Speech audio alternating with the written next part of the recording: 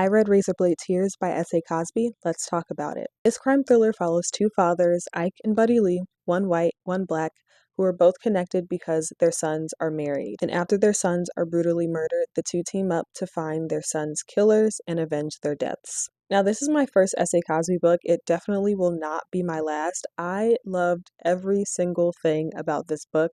I cannot recommend it enough. I obviously gave this 5 stars. Starting with the writing, it was extremely vivid, descriptive, challenging in a good way. I truly haven't read a book in a while where my dictionary app was open like half of the time. I also annotated a lot from this book. I could not put my sticky tabs down. I could not stop underlining things and highlighting things that I thought were just very meaningful, written very well, explained a lot of the themes very well. I usually don't read crime fiction or thriller, but I can appreciate a good story, and this was it. It dealt with a lot of contemporary themes that I don't think people always see in media. It obviously deals with grief in the way that these fathers are trying to deal with the fact that both of their children are dead, but also the two of them grieving the relationships that they never had with their sons because of their homophobia.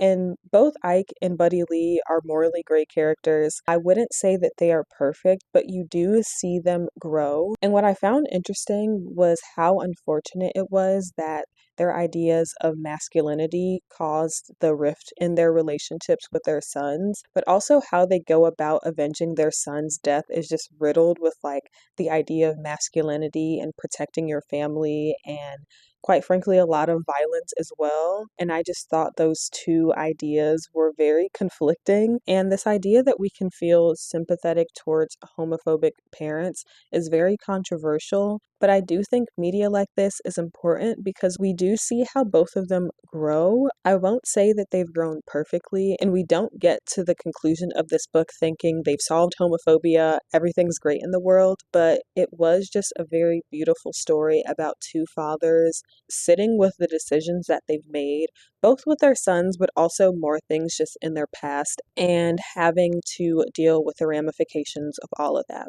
I will 1000% recommend anyone to read this book. I will say check your trigger warnings. It is a bit violent and gory and bloody, but I promise you it's so worth it.